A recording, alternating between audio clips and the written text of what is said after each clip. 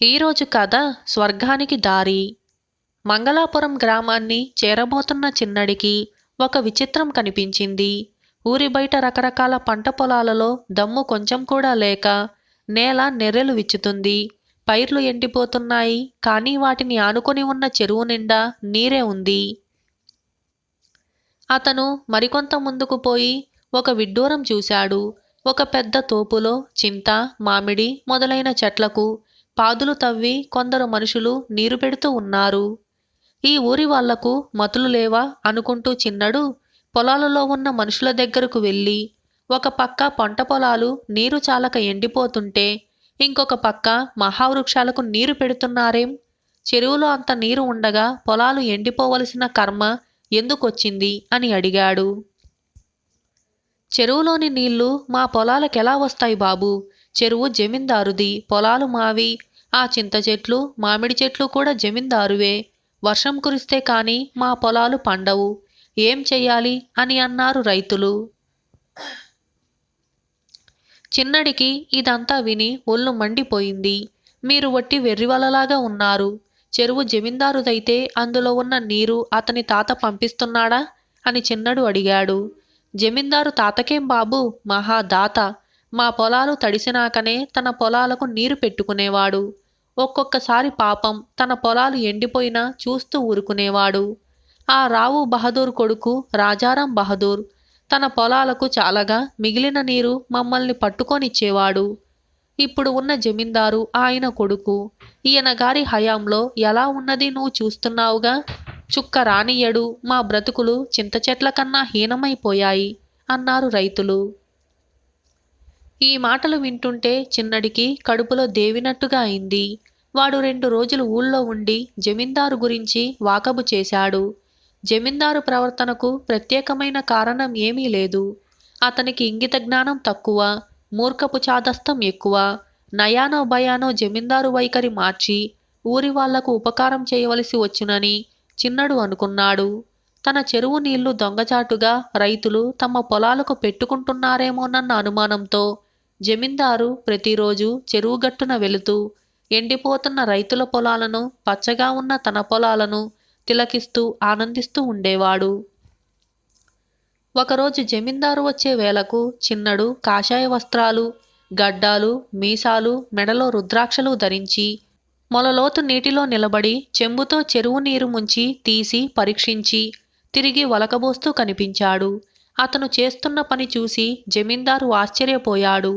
ఎంతసేపటికి చిన్నడు నీరు తీసి చూసి వలకపోయటం మానకపోయేసరికి కుతూహలం కలిగి జమీందారు చిన్నన్ని సమీపించి కొంచెం పరిహాసంగా, ఏయ్ సన్యాసి, ఏమిటి నీళ్లల్లో దేవులాడుకుంటున్నావు? ఏం పారేసుకున్నావు అందులో అని అడిగాడు. సన్యాసి చిరునవ్వుతో, అవును బాబు, చెంబుడు కొత్త నీటి కోసం వెతుకుతున్నాను. కానీ ఈ చెరువులో చాలా భాగం పాత నీరులాగే ఉంది.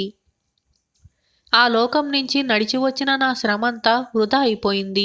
ఎందుకంటే ఆకాశంలో వేలాడుతున్న ఒక పాపిని ఈ చెరువులోని కొత్త నీటితో స్వర్గానికి పంపవలసి ఉంది అంటూ వెళ్ళిపోయాడు.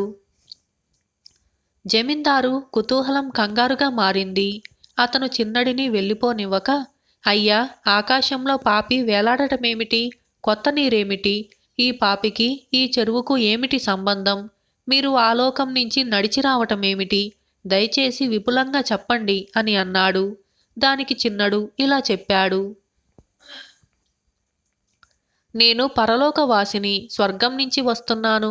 ఈ చెరువు యజమాని రామచంద్ర బహదూర్ అటు స్వర్గానికి ఇటు నరకానికి కాకుండా ఆకాశంలో వేలాడుతూ హైరాణ పడిపోతున్నాడు. స్వర్గంలో ఉన్న అతని తండ్రి రావు బహదూర్ తన కొడుకు దుస్థితికి విచారపడి ఈ చెరువులో ఉండే కొత్త నీరు చెంబుడు తెచ్చి ఆ పాపిపైన చల్లినట్లయితే అతను స్వర్గానికి రావచ్చునని దేవతల అనుమతి పొంది ఆ పని చేయటానికి నన్ను పంపాడు. కానీ ఇప్పటి జమీందారు మహా పాపిలాగా ఉన్నాడు. చెరువు కింది పొలాలు ఎండిపోతున్నా గత సంవత్సరపు నీరంతా చెరువులోనే నిలిపివేశాడు. ఈ పాపి గతి ఏం కానుందో మరి అని అన్నాడు. జమీందారు భయంతో కంపించుకుపోతూ, అయ్యా, ఈ చెరువు నీటిలో అంత మహత్తు ఉందా అని అన్నాడు. దీని మహత్తు నీకు తెలియదు. ఇందులోకి వచ్చే నీటిలో హిమాలయ పర్వతాల పవిత్ర జలం కలుస్తుంది. అందుకే చచ్చిపోయిన ఇద్దరు జమీందార్ల పాపపుణ్యాలు దీనిపైన ఆధారపడి ఉన్నాయి. రావు బహదూర్ హయాంలో ఆయన ఇందులోని నీళ్లు రైతుల పొలాలకిచ్చి మిగిలిన నీరే తన పొలాలకు పెట్టుకునేవాడు. తన పొలాలు పండకపోయినా రైతుల పొలాలు పండితే చాలని అనుకునేవాడు. బ్రతికున్నన్నాళ్ళు ధర్మదాతగా పేరు పొంది చచ్చి ఉత్తముడుగా స్వర్గానికి వచ్చాడు. తరువాత అతని కొడుకైన రామచంద్ర బహదూర్ స్వార్థపరుడు. తన కడుపు నిండినాకనే ఇతరులను తిననిచ్చే స్వభావం కలవాడు. తన పొలాలకు నీరు సరిపడితేనే ఇతరుల పొలాలకు ఇచ్చేవాడు. ఆ కారణం చేత అతను స్వర్గానికి కాకుండా నరకానికి కాకుండా మధ్యలో వేలాడుతున్నాడు. రావు బహదూర్ ఉత్తముడు, రామచంద్ర బహదూర్ మధ్యముడు, ఇప్పుడున్నవాడు అధముడు అని అన్నాడు. వెంటనే జమీందారు చిన్నడి కాళ్ళమైన పడి, నేనే బాబు ఆ అధముణ్ణి, నేను స్వర్గానికి వెళ్లే ఉపాయం చెప్పు అని అన్నాడు. చిన్నడు జమీందారును లేవనెత్తి, భయపడకు, పాపభీతి ఉంటే చాలు, అన్ని పాపాలు పోతాయి. నేను చెప్పినట్టుగా చేశావంటే నువ్వే కాకుండా నీ తండ్రి కూడా స్వర్గానికి వెళ్ళగలడు. చూడు, మీ తాత చేసిన పుణ్యం అతన్ని స్వర్గానికి లాగుతూ ఉంటే నువ్వు చేసిన పాపం అతన్ని నరకానికేసి లాగుతుంది. ఇప్పుడు నువ్వు ఎన్నో పుణ్యకార్యాలు చేస్తే కాని మీ తండ్రికి నీకు విమోచనం కలగదు. గతాన్ని మర్చిపోయి కొత్త జీవితం ప్రారంభించు. ఈ చెరువులో నీరు రైతుల పొలాలకు విడుదలయ్యేటట్టుగా చెయ్యి అని అన్నాడు. తరువాత త్వరలోనే జమీందారు ధర్మదాతగా పేరు తెచ్చుకున్నాడు. అతని చెరువులో ఏటా కొత్త నీరే ఉంటూ వచ్చింది. ఈ విధంగా స్వర్గానికి దారి అనే ఈ కథ సమాప్తమైంది.